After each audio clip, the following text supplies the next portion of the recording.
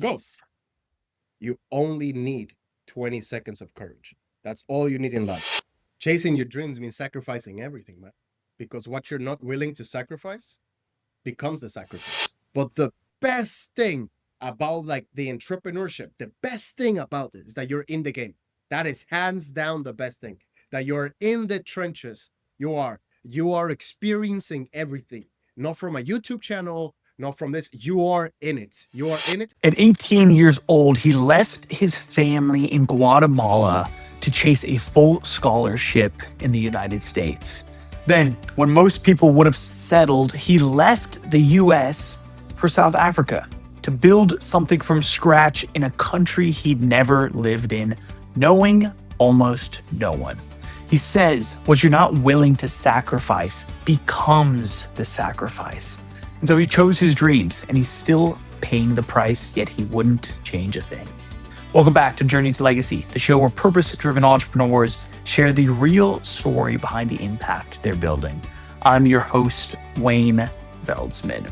My guest today is Marco Duarte, a Guatemalan-born entrepreneur who competed as a student athlete across 3 U.S. universities, built a business from zero in a foreign country, and now runs Duarte Media, a performance marketing agency helping small and medium businesses get real, measurable results from Google and Meta ads. And he's located right here in South Africa.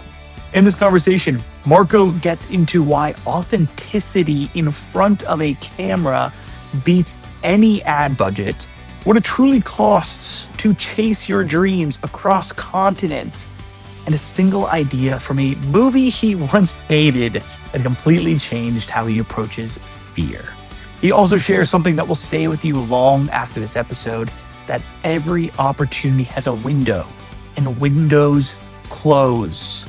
The question is whether you have the courage to jump through it before it does. Welcome to the show, Marco Duarte. This is my good luck pen. What makes it the good luck pen? It's the shitty one, but it's good. That's when I grab this pen, it's a lot into what your podcast stands for. That is legacy, and we'll get more into it. But the main reason why I think this like very cheap, like crappy pen, I don't even like the way it writes, is the good luck pen, is because it ties to my roots, to where I'm from. So then it just gives this amount of energy that you can just create. That you not create because you cannot create energy, but you just like receive from Guatemala. Guatemala is always in me. I'm always in Guatemala. So when I grab this, I carry the small country, big city dreams kind of thing. I love that, my friend. One, Guatemala and family and heritage are all super important to you. Why don't you kick us off? Tell everybody just a little bit about yourself. Mm-hmm. My name is Marco Cabrera Duarte, born and raised in Guatemala. So small country underneath Mexico. And when I was born and raised for 18 years. And when I was 18, I had the privilege of going to the US to be a student athlete. So I live in Florida, West Virginia, and Michigan. Countless lessons, countless. I love the US. I love it with a deep passion. And then on June of 2024, I had the opportunity to move to South Africa. Then I moved to a place called Pietermaritzburg. A lot of people call it the Hole. You can look Pietermaritzburg, how it looks. It's a funny place. It's a very interesting place. I love it. And then I lived in Durban for a little bit until I moved to Cape Town, which is now home. So now South Africa, it's been home for almost 2 years. And that's the good thing about South Africa, that it just gives this... South Africa is home for me, and it was very easy to feel like home here, which I'm very grateful. It was similar to the US. The US is going from a small country in Guatemala to going to the US is super hard to adapt to the culture. You're understanding, you're seeing the size of the burgers. That was the thing I fell in love first, the size of the burgers in the US. So that was one of the things that I loved, Wayne, between you and me about the US, the size of the burgers and the size, everyone around outside the US complains, oh, the portions are too big. Lies. They're the right size. The US has the right size portions. That's what I believe in. And then we're all just starving outside the US. Yeah, basically for most of your life, until you're fortunate that you worked super hard. You got a full ride scholarship to be able to go to the US and to study there. before deciding to actually Hmm. move all the way down to Cape Town. Um, Hmm. Big moves, lots of change in your life. And then tell us a Hmm. little bit about Duarte Media. Like, what are you all working? So Duarte Media is a performance marketing agency. So we help small to medium sized businesses trying to maximize the results they get on Google Ads and then Facebook and Instagram ads, while also we help them with getting on top of the Google business page. Or also, if you're searching on AI, now we help them get on top of like get on when someone searches on GPT and it appears the businesses. Now we help on that sense as well. But that is the thing that I do. I'm a marketer. I used to do two things back in the day. I used to import coffee from Guatemala. Not doing it anymore. Just there was too much paperwork on that sense. So now I'm just helping the family. We import coffee from Guatemala to South Africa. But now the main thing that I'm doing is the performance marketing agency, my friend. So yeah, good things in the making. And Duarte Media has been alive for around 3.5 years. We're gonna hit our fourth this one. So yeah, after 3 years, majority of small business died before 3 years. So we're very happy. Okay, so there's been a couple pivots, but you're super focused on this performance marketing agency. For everybody that's listening that's not really aware, define what you mean by performance marketing. I'll do it in the most simplest forms of doing this. I'll like explaining it. There's a difference between like or creating organic content. Let's talk about Instagram. There's a difference between creating organic content and posting on Instagram or LinkedIn, and then performance marketing. With organic content, it takes a lot of time, a lot of effort, a lot of hours. And the hardest part, in my opinion, is that you don't really know if it's working or not. That's the problem we have with organic content. It takes time, but you don't know how Mm. much is working. So you cannot track it from what I've seen. Performance marketing is the other way. Performance marketing, it puts us, the marketers, on the spotlight. We cannot shy away of saying we're building the brand or they're not converting the leads because we can track every single thing that is happening. So if your business wants to advertise on Google, right, to be on top of to be on like one of the sponsor results, you grab your budget, you pay Google a certain amount per keyword, and then it will show you. It will show on the top of the Google business on top of the Google page. That way, you can track how many people clicked, how many people subscribed, how many people called, whatever CTA you want, and then you can see based on the amount of customers or amount of leads that I generated this month, how much did I get back? Based on the amount of budget that I put in, how much did I get back in the end? That's what I like performance marketing. Because at the end of the month, I'm able to sit down with my clients and really see, okay, did I do a good job this time? Or did I not? Because in the beginning it Yeah. happened that I was still learning.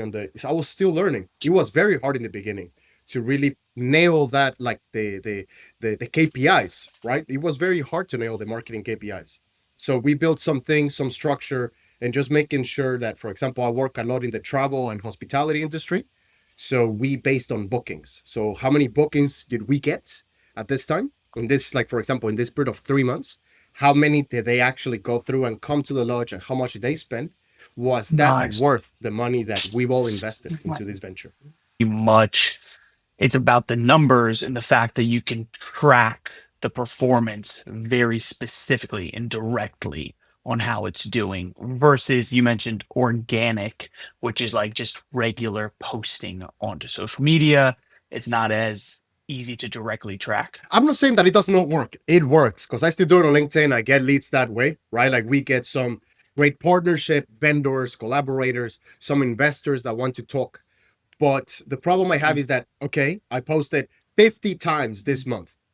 How many leads did I get in total? Okay, you can track it. How much time? Because still, either you're investing time or money, and then for a lot of people, time is even more valuable than the money that the time they spend on LinkedIn is super valuable. Like compared to them, like I'm saying it wrong. Imagine if it's a business owner and they're focusing a lot on doing organic content and not a lot on building the right leadership team. That's super important, especially in the sales process. Like leadership is super important. So imagine like instead of you spending the time doing organic, you put attention to the leadership. You guys are mostly focused on paid ads through Google, through Meta, Facebook, Instagram. Nice, nice. What is the difference? Because there's a lot of Yeah. people that are running ads these days, right? It's more and more popular. What's the difference between Mm-hmm. organizations that are just using ads and organizations that are actually growing from ads? The difference between just using ads and growing from it? That's a beautiful question. I love it, man. I love it because I just had a call this morning. There's a client that we have. I'm just added into the ecosystem. It's a partner that I have. So he's the one having direct contact, and the client wants nothing to do with the performance marketing. He just wants it to be there. He just wants it to be there nonstop. They're spending a good amount of budget, like a decent amount of budget a month on Google ads, Facebook ads, Instagram ads, but they don't want to do anything about it. And that's absolutely fine. And then there's the difference, right? There's I work with a fishing, Okay. like They take people out onto fishing fishing safari, trips. Yeah. something, Sure. something like that for people. Like a fishing Nice. tour, exactly, from Namibia to Angola. And he's the one that really wants to track every KPI with each booking that we made. Therefore, now that we've been working for 4 months with him, like it's a new project, so 4 months with him, we're able to see who's exactly the type of customer, who's the ones that he does not like, because there are some that are the worst, man. Because they take you pay for like the entire thing. They take like it's a beautiful. It's one of the best experiences that I've seen. But there are some that are like not good people that join sometimes. So he doesn't want to attract the ones that are trying to take advantage. So the difference between someone that grows and someone that leaves it is that someone that grows, like with the paid media, stuff, is that you're able to see which type of customers you want in the future. So then you can enjoy doing business a little bit more and have less of the bad customers. As my question around, right? Companies that are just using ads versus companies that are growing from ads. It feels like you're saying there's like a feedback loop that is causing a lot of the success to happen. Like you use the example of this second organization that's doing the fishing trips that he really wants to focus on the KPIs, the key performance indicators, the numbers, and then seeing which customers were good, actually he wants more of. Is it that feedback loop, or did I misunderstand? What am I missing? No, you nailed it. Because when you take them from Namibia to Angola, there's a lot of technicalities that they need. There's a lot of gear. It's a whole procedure, right? Because they're going for a week, and you have to survive in Angola. In other words, right? You cannot like come back with a dead customer. That'd be funny, but it won't be good for business, you know. So what they are able to say, okay, these are high risk individuals that they will be the ones that would go in the middle of the night, do not agree with what we're doing, and they would just like try to do a trip. And that is the moment that like it can get tricky, that they will not tell us, and they would just go in the middle of the night. And they're the other ones that they have more experience in fishing, right? They understand it more, so they want to stay with the group. They bring extra stuff to share. It's not just a transaction, it's more they add to the community. That is the main difference that I've seen, that you're able to really enjoy business more because you understand the customers that you want more of and the ones that you want less of. Let's dive a little bit deeper into this, right? Because my hope is that we can give some actionable advice to people that are listening that, maybe they're just starting out, right? We have a huge audience of new entrepreneurs. And so they can't necessarily afford, let's just say they can't afford an outside team, but they can. They want to try advertising, right? They know that it's a great way to get their message out there. So they have some money to put into it, but they don't necessarily have money to pay somebody like you, an expert, right? So what should they be doing differently to actually grow, see results from their ads versus just ending up giving Meta and Mark Zuckerberg more money? Just like Mark Zuckerberg, a new boat, eh? Mark Zuckerberg, a new Ferrari. That's it. I'll say the number one thing, like a new guy in the industry or wants to like try to see some leads in, trying to get some money into the door and wants to put money into advertising, the number one thing they need to do is to get comfortable with speaking in front of the camera. Because if budget is your problem, if you don't have a name for yourself, right? Because you're starting out, like you're not Jeff Bezos, everyone, you don't have the too much credibility. Like the only thing you have is time. That is your most valuable resource, but you have time. Then get very comfortable in talking in front of the camera. Because if your budget is low, if let's say that your process are not as good, if you have a little bit of holes in your business, but you're able to make a connection with someone in front of camera, they'll do business with you instead of going to a competitor or someone that is more advanced just because you made that connection, or that connection that turns into a relationship, that turns into a collaboration. That's the process. A connection that turns into a relationship that you turn into a collaboration. That's how the number one thing I'll say is do a meta ads campaign. Start very cheaply. Don't put a big budget on it. Don't put something that is like on your terms that you can spend on it.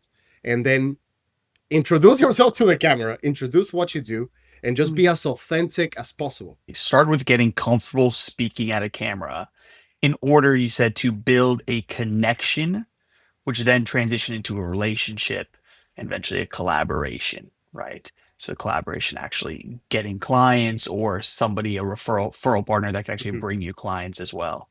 Uh, Yeah, Nice. I love that. I mean, that's so exactly. important because if you can effectively get your message out, you can speak even in an emotional way that is going to build a connection with whoever is viewing your video. Obviously, you need to go post these strategically, right? And put them out there strategically Hmm. as the ads.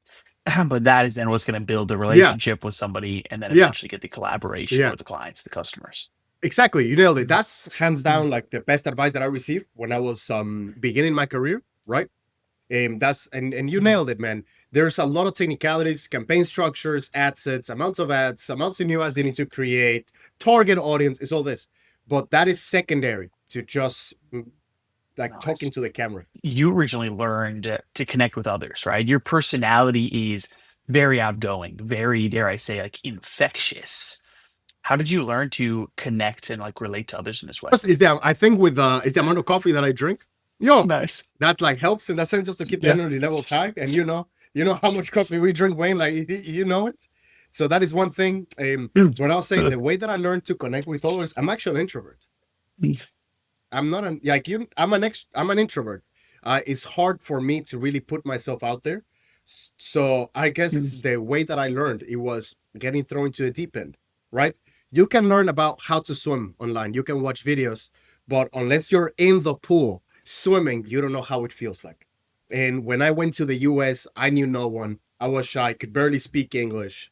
Um, and you have to learn how to make friends, how to make connections, how to raise your hand and ask a question to the professor. If you want to connect with someone, like for example a church, or you want to connect with a specific pastor, perfect. Then you have to, you know, 20 seconds of courage and just do the thing. And that's where a lot of the infectious energy come from, because I try to, we all have like tough days, we all have tough weeks, tough months, and if I can make someone breathe a little bit easier that day because they had a laugh with me when I said an inappropriate joke at the time.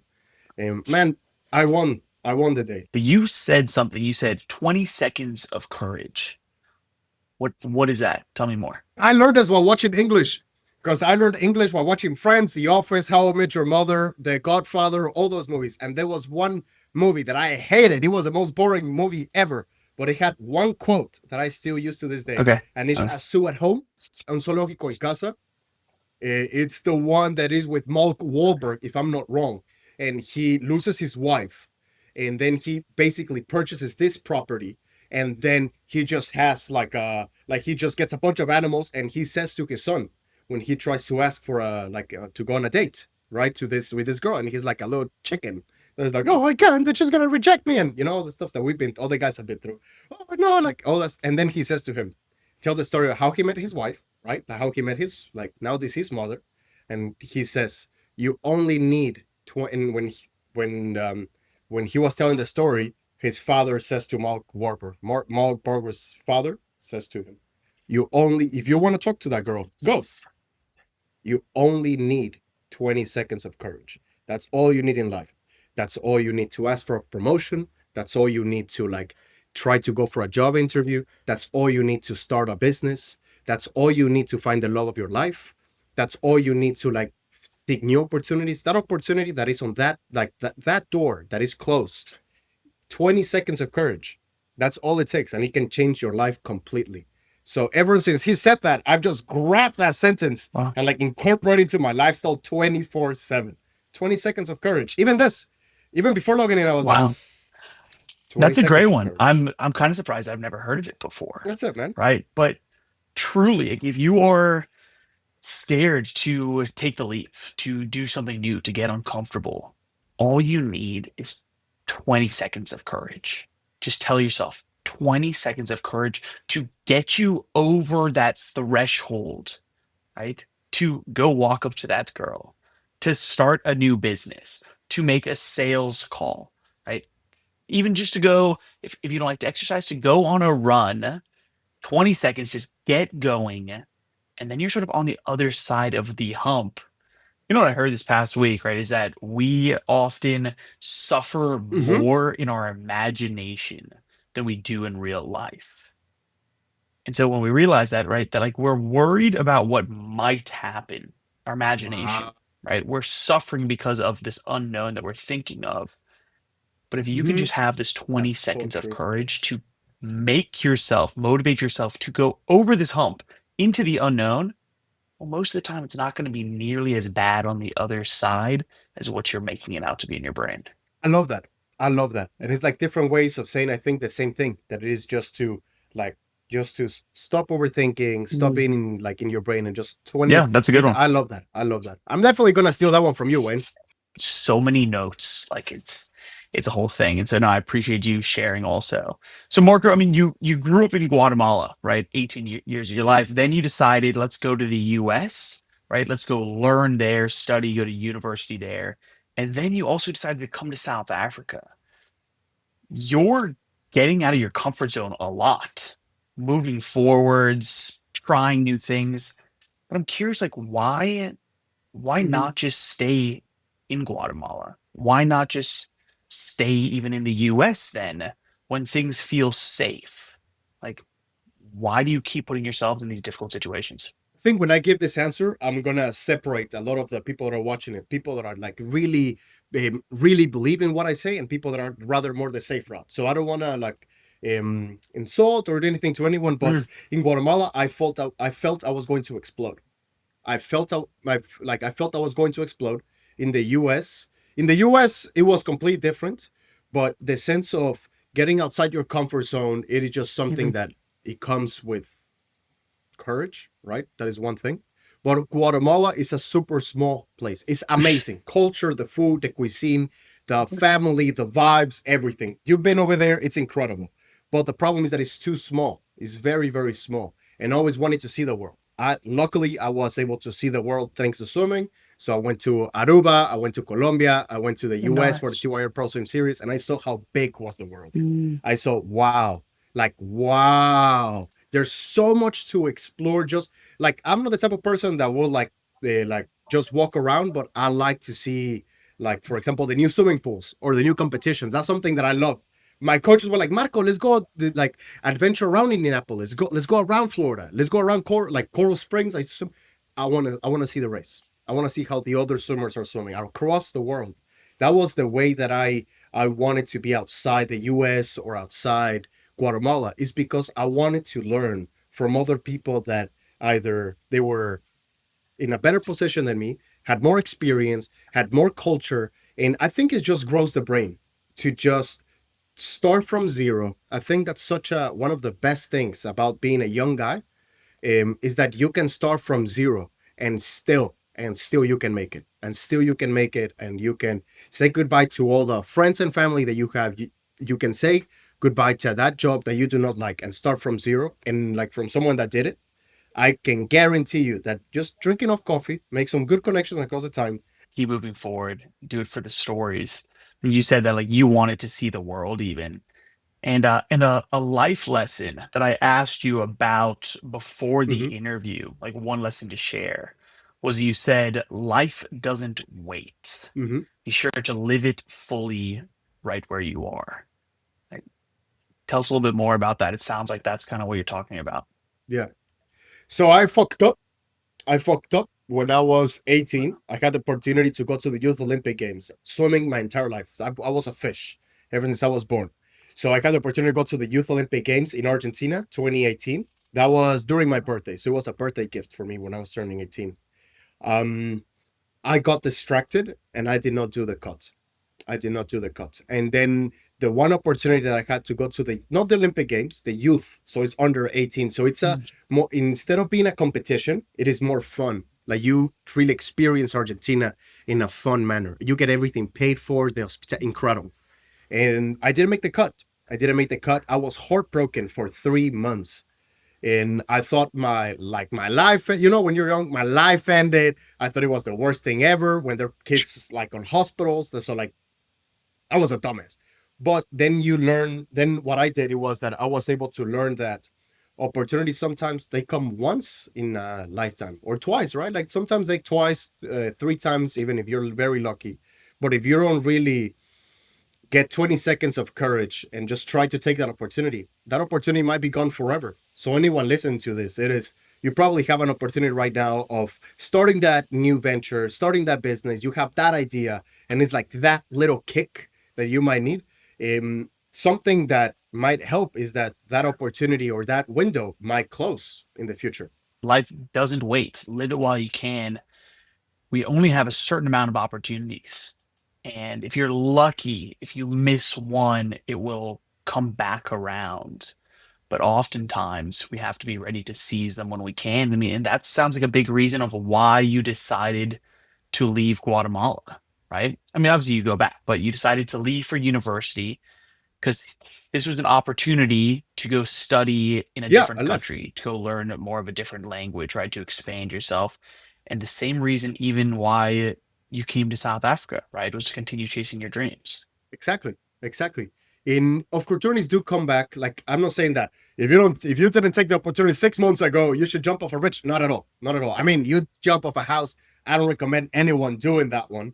But you know, but it is about like making sure that the opportunities that come and because I've seen a lot of opportunities come my way, and there are some that I didn't take advantage of. And like there was one, for example, one opportunity for me to be the Mm. marketer for one of the most popular coffee shops in South Africa right now. That was when I first started. Like I had that door, and then I said no. I didn't say anything. I just put it to the side. I just ignored that email because they were like, "There's an introduction for this, blah blah blah." Just like imposter syndrome. Put it to the side. 2 months Now, later, they hire an entire marketing team. I'm out of that opportunity. So that is what. So that is one thing that like when the opportunities yeah, come, just I just love it. You know, grab another it thing and that don't you've let it shared go, with man. me is that one of the biggest challenges that you've faced in life in chasing your dreams is being so far away from your family in Guatemala, right? I'm curious how you cope with that. And do you think people underestimate the emotional cost that comes with chasing your dreams? Chasing your dreams means sacrificing everything, man. Because what you're not willing to sacrifice becomes the sacrifice. Like if I'm not willing to sacrifice, like living in Guatemala and breaking bread with my family to chase my dreams, then the dream is going to be the sacrifice. That's something that I believe in, and they like you don't have to sacrifice. I'm a big believer in winning in all sides, like with your family, with your partner, with in business, in fitness, in faith. I'm a big believer in that. Well, there are some, like for example, my family, they have two ways they can make money. Either you're a farmer or you're a doctor. Those are the only two things. I was the first person that was an athlete. So to all my dreams, they always said to me, Marco, my mother and father always supported me. But the rest of my family were like, Marco, you don't need to swim. You don't need to chase like a dream to go to the US. You have everything here. Why should you go to the US? Like you have everything taken. You have all the meals that you need. We can get you a car. We can get you a job. We can get you all the perfect life. And I didn't want the perfect life. I wanted to like figure it out by myself. And saying goodbye to my family was one of the hardest things. We all live close together, right? We'll eat breakfast for 3 hours, get up, take a break, eat lunch for 3 more hours, get up, have dinner for 3 more hours. That's how it is. That's how it is. So we spend a lot of time together. Not quality time. We spend a lot of time together. That's how we work. And saying goodbye to all those things, it was is super hard. Like man, I still have like things and amulets that remind me of this. My mother gave me this. So the emotional toll is incredible. It's not incredible in a good way. It's hard. It's so hard. But that comes with a sense of chasing your dreams. And you don't pay attention to the Instagram or like the typical gurus that are like posting a Lambo and all this. Like check the winners. Check really the winners. Like Tom Brady. Check Tom Brady. For me, Cam Newton was a fantastic guy. Shame that he like went horribly. But check the guys of the like the ones that have like the Super Bowl, the Super Bowl winners, right? Like the Cubs. Big fan of the Cubs. Check Michael Phelps, one of my favorite idols. Like what did he have to sacrifice in order to be the 8-time Olympian on 2008? It is. And the emotional toll, the emotional cost of chasing big dreams is very real, right? But it sounds to me like what you said is that you almost have to pick Mm-hmm. sacrifices. You're always going to have to sacrifice something. It's up to you to decide is do you Yeah. sacrifice Mm-hmm. your old comfortable life or do you sacrifice your dreams, Yeah. right? Pick one because you're going to have to get rid of the old Mm-hmm. comfort to be able to move forward towards big dreams, or you're going to have to give up big dreams if you want to Yeah. stay comfortable. And I Mm, do agree with that. And there's also a little bit of what I'm saying is a fallacy. It's a false dichotomy. So I mean it's a false choice between two choices. Like there's not mm, real. It's either you can be rich or you can be healthy. It's like, but you cannot do both. That's a false dichotomy. What I'm also saying is a false dichotomy because if you yeah. like, you can start a business from your own home. You can do those things. You can do those things. You don't have to say Mm, goodbye to your mother and your father and move to an entire different country. Like, do what I did. I did it because I wanted to travel the world. I wanted to travel the world while building. Like, my life is in South Africa now, so I wanted to build a life in South Africa. I traveled around, and then I decided to build my life in South Africa. So I set a sacrifice to my family, but not everyone's going to be in my position that they have to cross the instead of jumping the wall, cross the entire ocean, right, to do that. So try to also like it's life is always in a gray area. There's always never black and white. It's always in a gray area, and it depends on the person and what you want to do. That's what I believe in. nice. I like this that you brought up this stuff, right? That it's like it doesn't necessarily have to be black and white, right? For everybody, it's completely different. Um, Yeah, no, I appreciate that insight a lot because there's so many people that are thinking like, oh, okay, well, then I have to give up my family, or it's like, okay, well, I don't want to give up my family. It's like, so now I guess I give up my dreams. It's like we never know where life's going to take us, and what you just said as well as Yep. this idea of choice, right? I have a strong belief that I want everybody to hear that every choice you make is the right one. It's the right one in the moment because you're making the choice based on the information you have at hand, right? Mm-hmm. And no matter what, you're going to learn from that and Mm-hmm. grow Mm-hmm. from it. And maybe a month from now, a year from now, 10 years from now, you decide, Mm-hmm. that choice I made, it wasn't the wrong one. It just no longer serves you. So guess what? Make another choice. Yes. Pivot. There we go. There we go. I love that. I love that. I love that. Yeah, it's you don't Mm, have to sacrifice like your family and like those things to really, really. But if you want to travel the world, mm, you have to say goodbye to your cozy, like you know it. If you want to like mm, travel the world or like move to another mm. state, right? Like if you live in Florida and you want to move to Michigan Yeah. or I think it's the other way around in all reality. But then it's a little bit harder to say goodbye to family, right? It's a little bit harder to do those things. So it all depends on what you want to do, what your opportunities are, like your resources that you have, and for you to just don't have any regrets. Every decision that you make is I mean, unless you're like you make a dumb decision, like a really dumb, as in like I'm gonna run and then get hit by a car. But I think that all decisions, if you do it with a good intention, are gonna put you in the right doors and the right opportunities and the right locations at the right time. Right time for you. Just go forward the mindset of like learning. You're going to learn and you can always make another decision. Marco, I'm curious, talking again about Duarte Media, right? As we start to wrap Mm-hmm. up, like how did you decide to actually go into performance marketing, specifically into Google and Meta ads? Like what pushed you that direction? Because so when I was living in Michigan, that's the moment I opened the business, and the business was more into social media management. And then I realized how little people they wanted it and how little people they really needed a lot of the times. Because okay, I'm going to invest this amount of money to you. What is the return on investment? Sure. And then I was like, I didn't know, right? I don't know. And then after I think it was 6 months of making only $200, $200 in 6 months, man. And I realized, okay, we need to pivot. And then I started looking at different things. I started talking to a couple of mentors, advisors, people that I look up to. And then they said, why don't you try doing this? And it's like, what is it? Performance marketing. And like, how do I do it? And they said the same thing. Figure it out.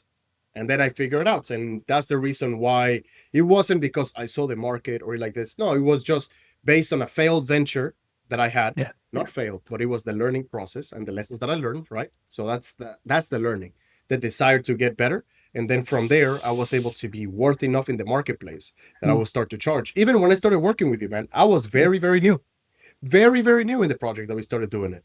And it's just about little by little. It's just about putting one foot in front of the other. And that's how you start finding out what works for you and what doesn't. And grow and then make pivots and adjustments based on that as well, right? And so that is how you got into Yeah, where you specialize today in yeah, running paid yeah, advertising, Google and Meta ads to directly impact businesses. yeah, exactly. And, Mm. and I know your podcast revolves a lot of self improvement. And something I heard from the famous Joe Rogan is that the It's only thing you need is the desire to get better. Even with Kobe Bryant, right? Even Kobe Bryant saw the world as his oyster because he just saw not a single thing as not winning or losing as a good thing or a bad thing, but it was just as a way to learn and master the game. That's it. And I've like taken those two things and tried to adopt it. Is the desire to get better and a desire to master or to do a good job in the game, to just understand it more. And as long as you keep improving and just you keep growing your brain, you keep reading, you keep learning from mentors, like you keep listening to these things, you keep learning from valuable people. life that gives me a lot of comfort in my day to day, right? We have so much pressure to be Yeah. successful, right? Quote unquote. And success is defined differently for every person, right? But we have now these days, it's like all this Yeah. pressure. Everybody's Yeah. like, oh, 100%. we gotta strive to be a millionaire, right? Because we see it on social media all this time, right? For me, and some people have told me they're like, oh, maybe you're not doing enough. It's like, oh, or why are you doing that? Why are you doing this? Like, don't you want to be successful? I have the ingrained desire to constantly get better, which means I will keep working to get better forever and for always, which ultimately Mhm. guarantees growth and success. I'm not concerned about where I'm at today. Is that I have the desire to get better. So Yes. it's just a guarantee. Yes, 100%. And that's the reward. That's the reward. The reward is being in the arena.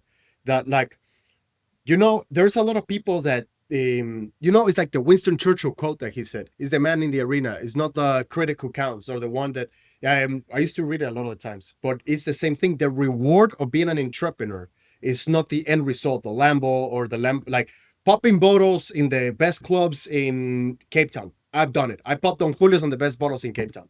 But hands down, like it can be cool. It can be cool to drive a nice sports car. I don't have a nice sports car, but I've driven a couple. But the best thing about like the entrepreneurship, the best thing about it is that you're in the game. That is hands down the best thing. That you're in the trenches. You are experiencing everything. Not from a YouTube channel, not from this. You are in it. You are in it, and then you can bounce back like 6 months ago where I was going, where I was, what I was doing. But that is the best thing about entrepreneurship, that you are in the game. So anyone out there, if I can give one piece of advice out of this, just 20 seconds of courage, two things. 20 seconds of courage. So jump it, do it, whatever you want to do. Ask the girl, start the business, whatever. Learn more about entrepreneurship. And second thing, it is keep listening to podcasts like this because Wayne, I know Wayne personally, and he is hands down one of the best guys in communications, listening to people, making relationships that turn into collaborations, and he's someone that has experienced so many different cultures that he can any advice that you need. I greatly appreciate that. Wonderful. At least to me, man. At least to me, you're always like, bam. And then I'm like, I disagree with you, Wayne. And then 3 months after, I'm like, man, I was an idiot. Talking about the theme of the show a little bit, right? Is journey to legacy. And we touched on it a little bit earlier, but for you, what does legacy mean? And like, what is the legacy that you're working to leave on this world? Okay. I can answer this question so many different ways, but I'll answer more on the ambitious side.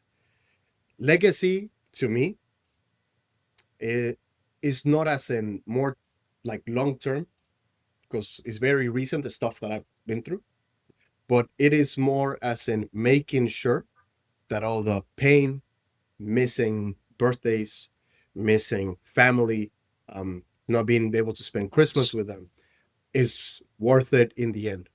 That I am quote unquote successful and I've taken advantage of this massive opportunity that is South Africa, and that I don't go back without like like making sure for myself that all the pain that I caused to myself, right, and all the pain that I caused all my family members to miss me, my mom, my father, my sisters, my grandmothers, aunts, that it's all worth it. That I come out with the best stories, that I am proud of myself, and that they are proud of me, and not because like I am following their ideas or their ideals, but because I built a life that is worth being proud of, on my sense, and someone that I can look in the mirror and just be proud in the end. At the end of the night, when all the noise is quiet, when there's no noise around, legacy to me means looking at yourself in the eyes and being proud of the man or woman that you are building. Being proud of who you are becoming, who you're turning into.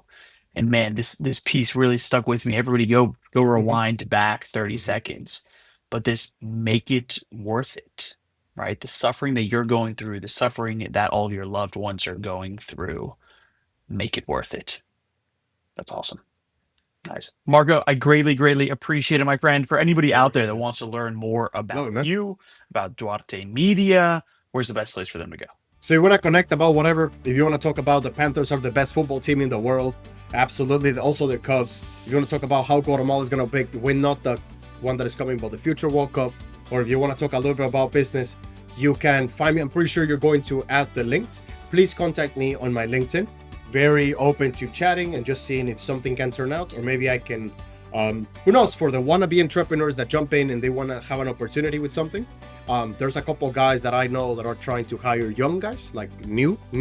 So yeah. People. Marco, thanks again, my friend. I greatly appreciate it. And that's a wrap on today's conversation with Marco Duarte. Man, what I love about Marco is that he really carries his roots with him. Like, literally, that cheap pen from Guatemala sitting in his pocket is a reminder of where he came from and why he keeps going. And it's not something small, it's everything. And before you go, 3 things I want you to take away from this conversation, like always. Number 1, Marco said that all you need is 20 seconds of courage to ask for the promotion, to make the sales call, to start the business, to introduce yourself to a stranger. Marco learned this from a movie he almost skipped, and it's been his operating system ever since. You don't need a perfect plan. You just need 20 seconds to get over the threshold, and the rest will take care of itself. Number 2, what you're not willing to sacrifice becomes the sacrifice. You're always giving something up. The question is what? Marco chose to sacrifice comfort and proximity to his family, the familiar, so that his dreams didn't become the thing that he gave up instead. That's a hard truth, but it's one worth sitting with. And number 3, the desire to get better is the only guarantee you need. You don't need a perfect strategy, not the right connections or the right timing, just the genuine daily desire to improve. Marco said it pretty simply: as long as you keep growing your brain, you keep learning, keep showing up, your life will keep improving. One step after the other. That's the whole formula and all it takes. To all of you today, thank you so much for being here. If this episode added value to your life, share it with one person who might need to hear it as well. And if you haven't yet, come join our community over at journeytolegacy.org. That's where the real conversations continue. We'll see you next week.